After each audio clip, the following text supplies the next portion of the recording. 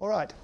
So partly to answer your question, the young lady with the red and white shirt, is developing a career as a wood artist, because that's what people call me, wood artist. I don't say I'm a wood artist, other people say that. I make art in wood. And some people live this way. We started with this bowl. When I began, I wanted to make a beautiful bowl. That's all I wanted to do. Just like this 500-year-old bowl. Using traditional technology, just like the people in the ancient village in China, everything's done by hand. This is a Japanese wood turner sharpening his tools with a stone, just like people have done it for thousands of years. He's sharpening his tool. But now, if you want to be a professional now, it's much easier. We have wonderful equipment. And yes, it's expensive. You're thinking that, I know. It's expensive, but if you save your money and you work hard. So this is a way to sharpen tools now. It has water here, the wheel spins, and the tool is sharpened 100% perfectly every time. This is made in Sweden. It's a wonderful piece of equipment. So I don't have one of these.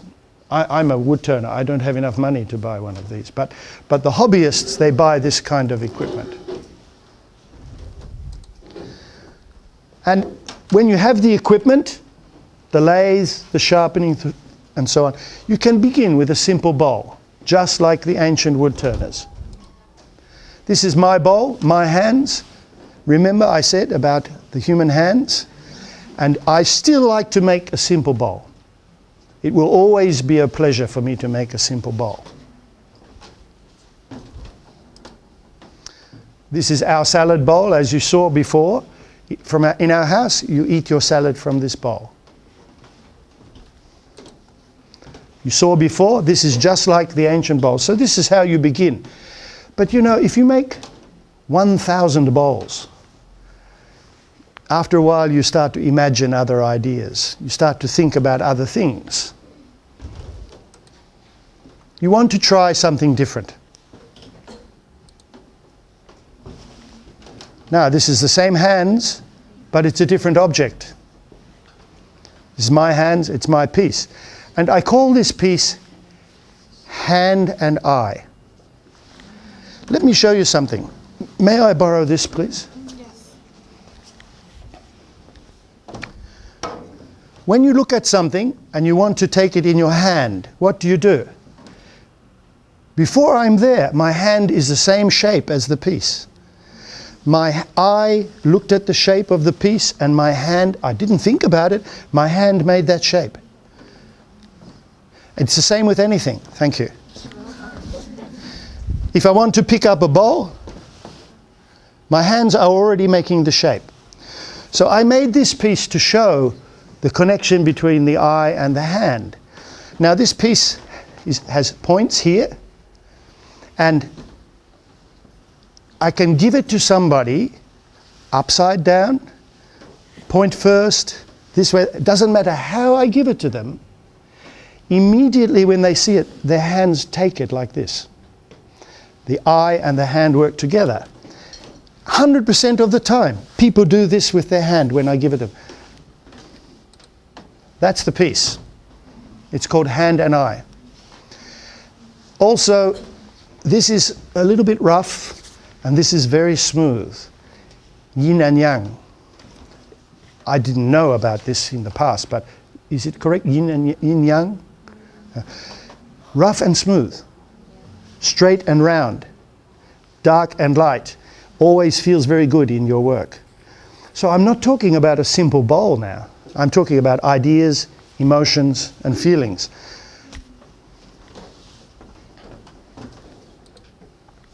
This is quite an old piece. It's made by a Canadian friend of mine. It's about 25 years old. Now, when you ask, what's it for? Well, okay, a bowl, what's it for? You can put rice in a bowl. Would you put rice in this bowl? I don't think so. You can put your car keys in when you come home, or your house keys, you come in the room, put the keys in it. Everybody has a place to put their keys. You could put your keys in it. Yeah, you could put your keys in that. Probably you shouldn't, but you could. so it has a function. This is made by a friend of mine from New Zealand. Now the bowl is not really important here. What is important is this pattern. It's the pattern from the Maori people of New Zealand, the first people of New Zealand. And he uses this Maori pattern. And he's saying something about his culture. This pattern is made by burning the wood. So it's all burnt. So the bowl is a bowl, but it's something more. It's a message. It's about culture.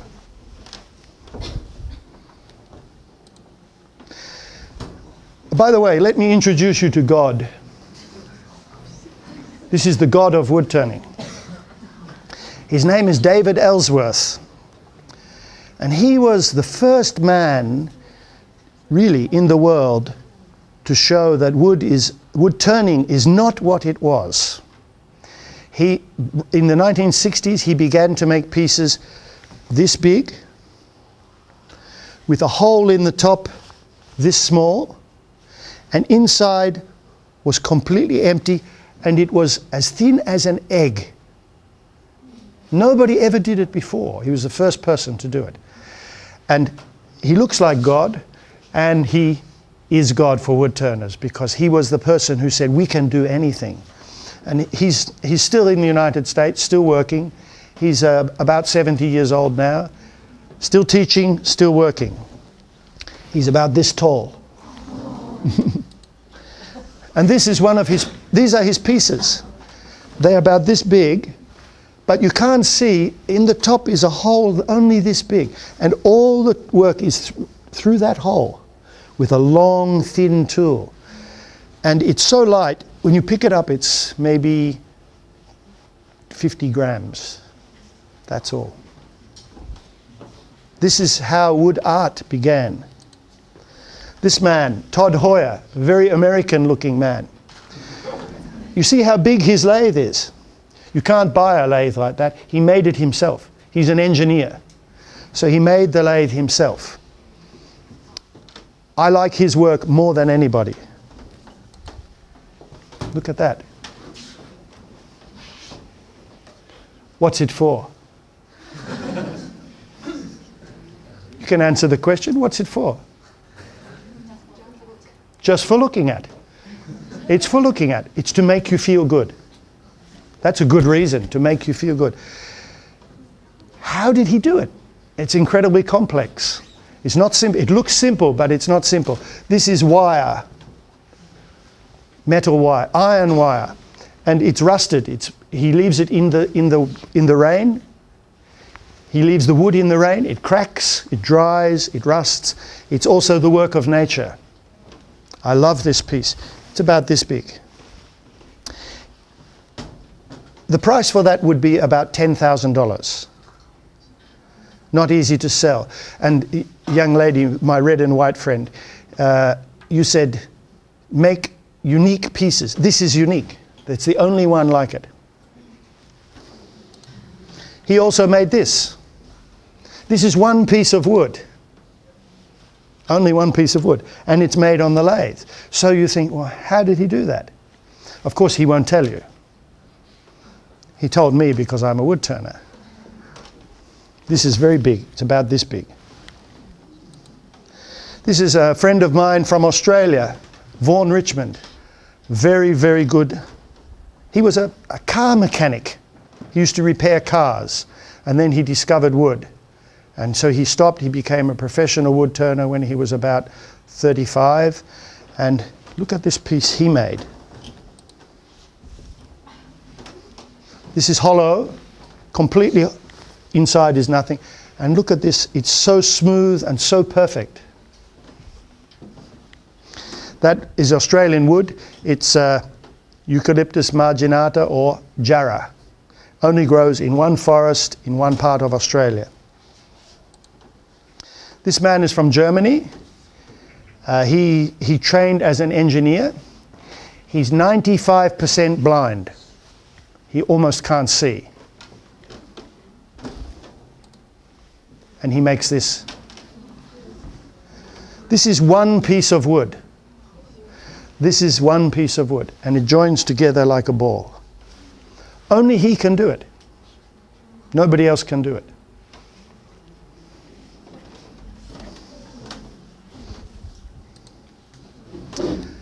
Another friend from Ireland, Liam Flynn. We visited him 2 years ago. My wife and I visited him in Ireland.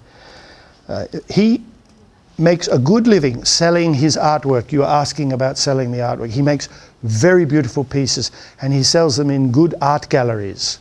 And he gets quite good money. He is unique because he's the only wood turner in the world whose work was on a postage stamp. You know the stamp for letters?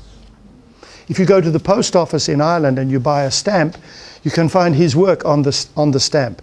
So he's so famous. And this is his work. It's about this big. It's a bowl. Would you put your house keys inside? No. It's for looking at. It's for feeling good. This man is from New Zealand, Rolly Munro. Maybe he's one of the best wood artists in the world. I think he's one of the best wood artists in the world. But also to answer your question, he found he couldn't live from selling his work. So now he makes tools and sells them. It's very sad because his wood art is amazing. And you see he's using this tool he's using. It's the same as the dentist uses.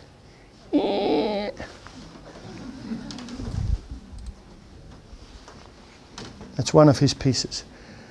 Doesn't look like wood, but it is wood.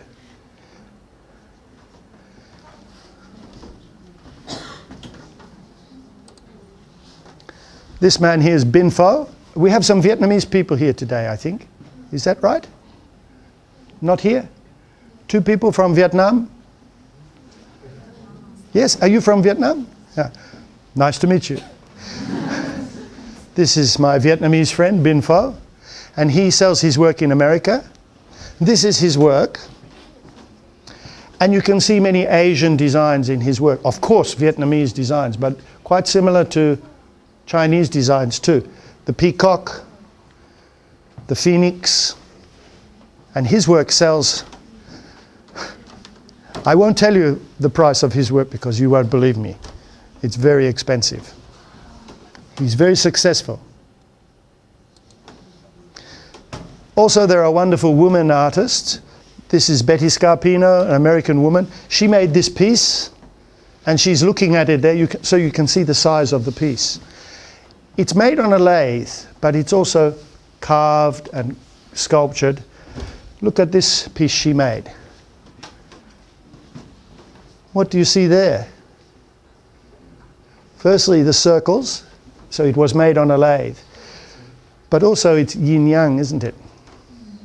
More Chinese influence. Some people want to be wood turners because they don't want to work in a factory. They don't want to work in a company. They don't want to have a boss. They want to work for themselves. And this man is a good example. He's an Australian man, Vaughan Richmond.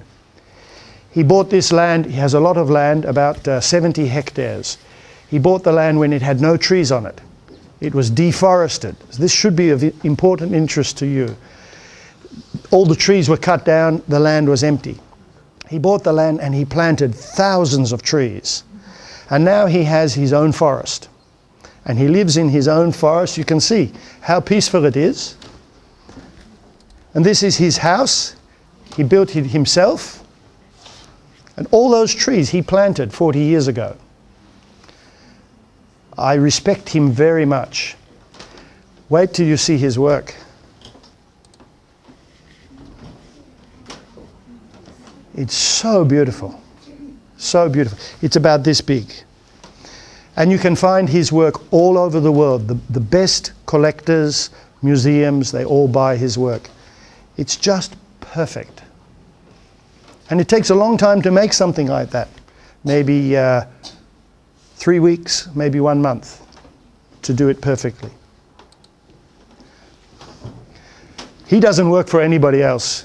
He works for himself. When he feels like working, he works. When he doesn't feel like working, he doesn't. His name is David Sengel. He lives in the mountains in the United States. When he stops work, he plays the violin and he enjoys life very much. And look at this that he made. You see the bird inside the thorns. Is the bird in danger or is the bird safe? It's all made on the lathe, all done by spinning the wood and cutting it. Even these, they're all made on the lathe.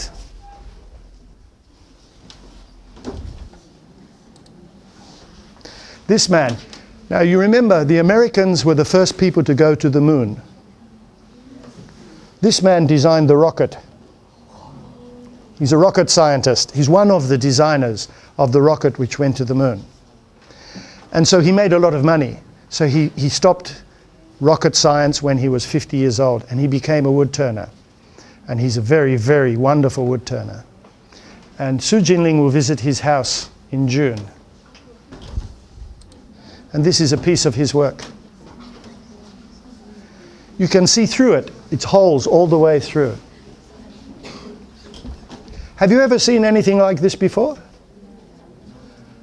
I don't think so. Frenchman with his wood. And he's wood turning there. You saw it, wood turning before, but this is a little bit bigger. And when he's finished, it looks like this. Difficult to imagine, it's wood turning. Of course, after the turning there is carving. So he turns the shape and then he cuts these other shapes with other tools. But it begins with the lathe.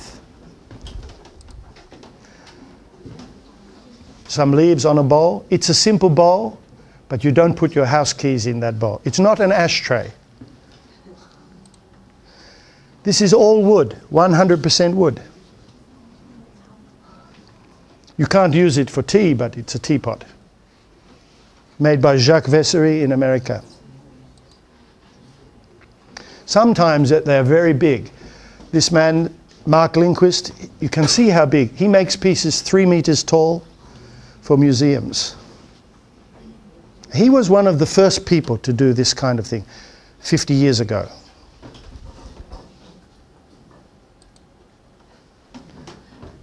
This is a bowl full of people.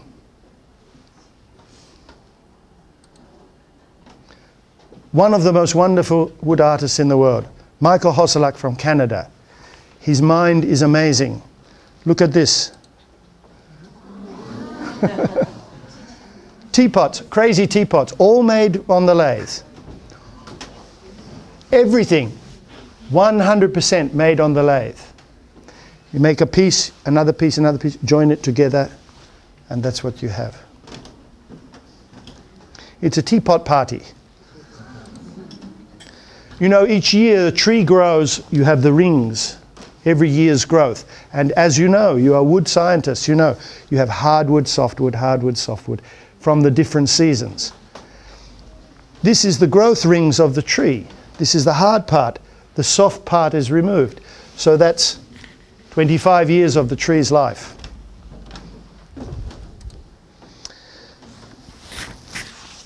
When is a bowl not a bowl? What can this bowl contain? Sorry? Nuts! Did somebody say nuts? Sorry, what can this bowl contain? Sorry? Fruit? Okay.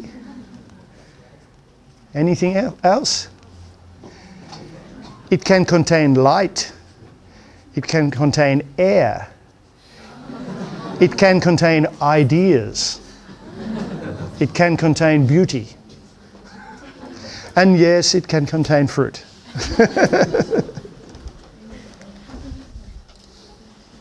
My friend with his big chainsaw cutting the wood.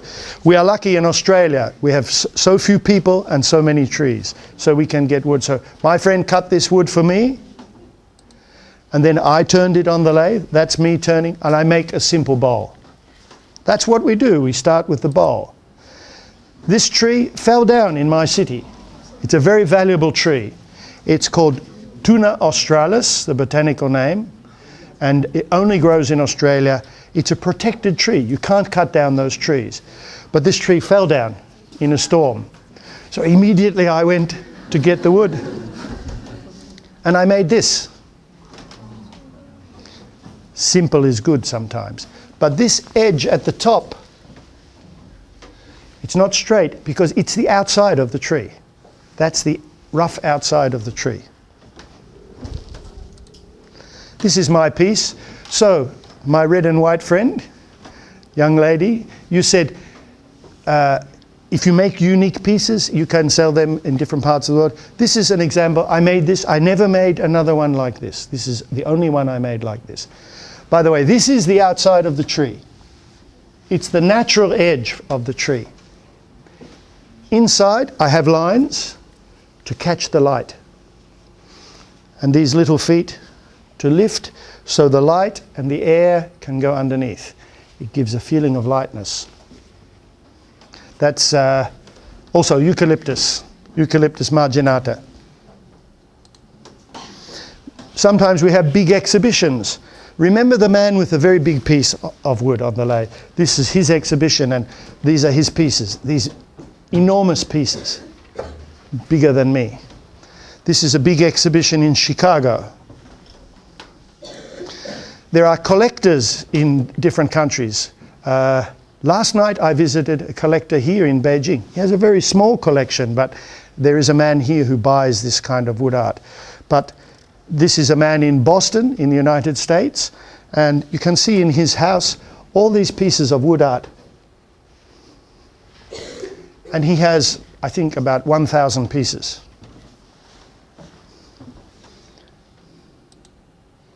Inspiration and creation. So if you want to make something unique, where do you get the idea? You have to be open to ideas.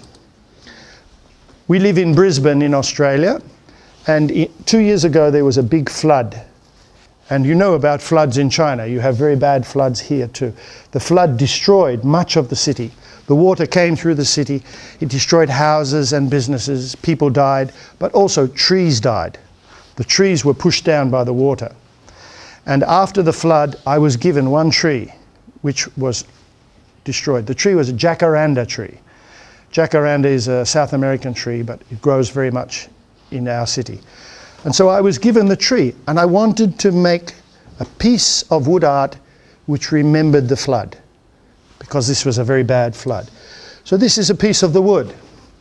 The grain of the wood was this shape, the natural grain of the wood.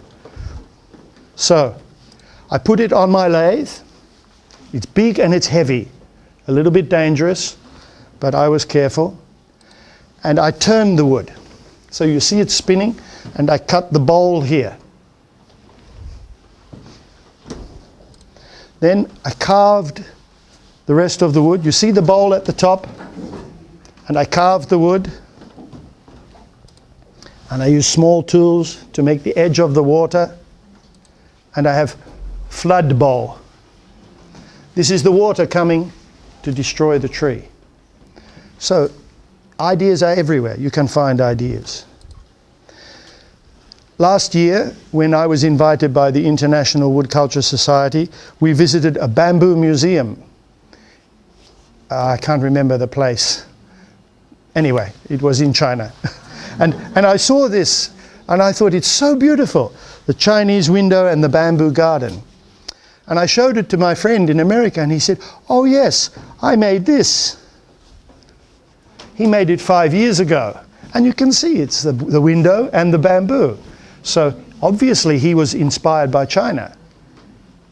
He had some influence from China. We visited a wonderful village last year, an ancient village.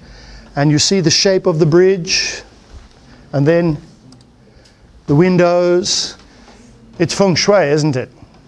Is that right? Feng shui? Feng shui? How do you say it? Feng shui. How do I say it? And in restaurants, I saw this kind of shape. So I see this everywhere. In fact, I have been making this shape for 25 years. This is my work. So I thought, oh, maybe I'm Chinese. because I didn't know about those shapes in China before I made these pieces. Some things, everybody understands the same things in different ways. This is just for light and air and energy. I met a Chinese woodcarver last year. His name is Yu Zhongyong, and he's a very good woodcarver. This is his work. And so he said, let's work together. So I came back to Australia, and I turned a piece on the lathe, same as that old lathe, spinning the wood. I made this. Then I carved the shape around the wood, and I sent it to him in China. And in China, he did some work on it. And there, feng shui. So I made the wood, he did the artwork on it. It's my first cooperation with a Chinese wood artist. And I just finished a book, and next year the book will be published, and this piece is in the book. We visited an ancient wood museum. Again, International Wood Culture Society invited a group, and we went there. This man lives further south in China. He became very rich selling flowers. So he built this museum, an enormous museum, and he fills it with ancient wood that they dig from the ground. And Su Jinling knows the name of the museum, I can't remember. But he's so proud. He created this not for money, but to give back to the community, to give to society. Here is the International Wood Culture Society. This important man, he was the man who started IWCS, Mike Ho, and of course, our friend Su Jinling. And these are people who came to the conference last year. And the people in the front are the most important people, because they are like you, they're the young Chinese. And there was a competition of furniture design, and you can see them with their pieces. They had to make the furniture in one day with a limited amount of wood. They had to design it and make it, and then they were judged. And everybody won a prize. It was all excellent. They were high school students, is that right? College students, yeah. So this is an example of the International Wood Culture Society activities. Maybe these young people will come to this university and study in future. This is Su Jinling and her assistant, who is embarrassed. She's sitting up the back. This young lady at the back and Su Jinling, they went last year to a factory. We were talking about wood turning factories. And that factory makes toys. And they are made with wood turning, just like you said. So yes, there is wood turning. But these toys are really influenced by Germany. But you're right, there are places where wood turning is happening.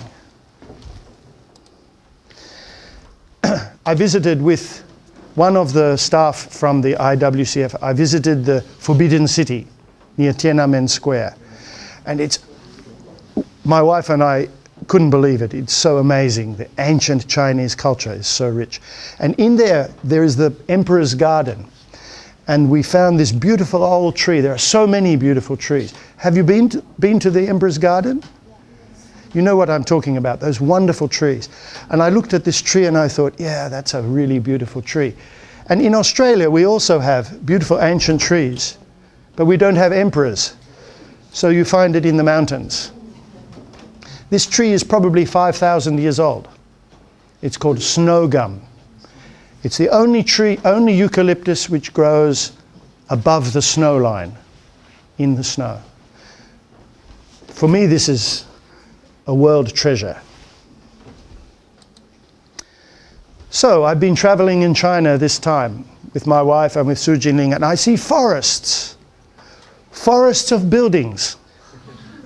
Everywhere I see forests of buildings. It's incredible. I never saw anything like it. China is building more than any country in history.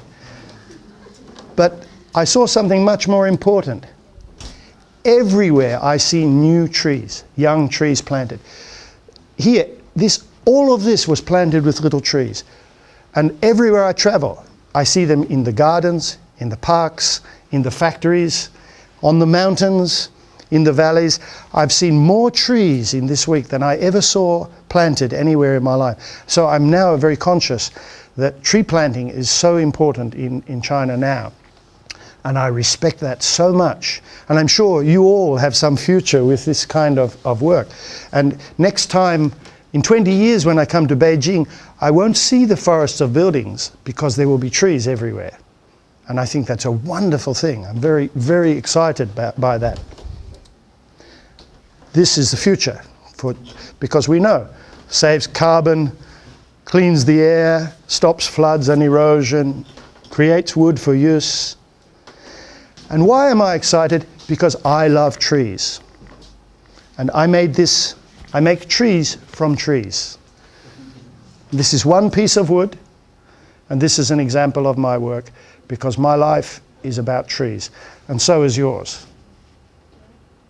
So thank you very much.